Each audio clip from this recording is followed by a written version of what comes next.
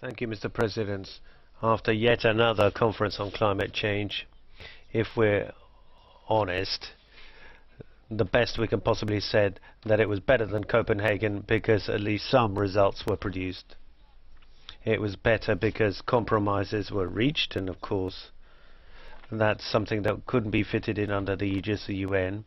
It's better because the EU acted better. It was far more transparent than Copenhagen, but it was well short of the mark. It's a basis for further work. We've got to acknowledge that this basis, though positive, is still basically made up of promises. Governments have to do far more to meet the needs of citizens, and they have to face up to a real crisis with real victims. We're going to discuss this in more detail tomorrow.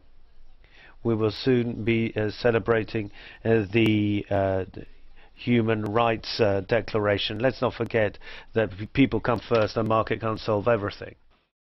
Thank you very much, President. I'd like to thank you for the work done.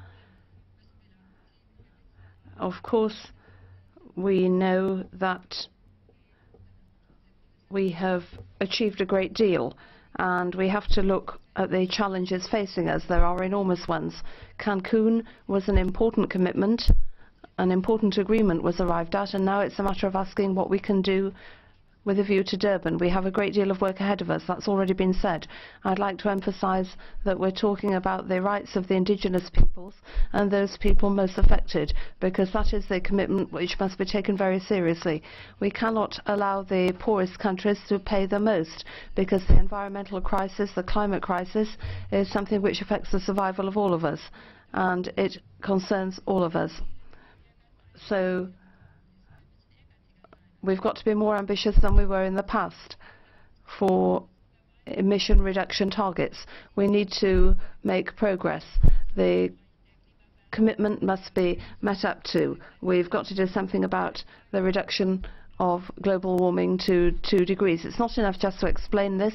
We have to prove it, and it really is high time to take action now. That's what we have to do.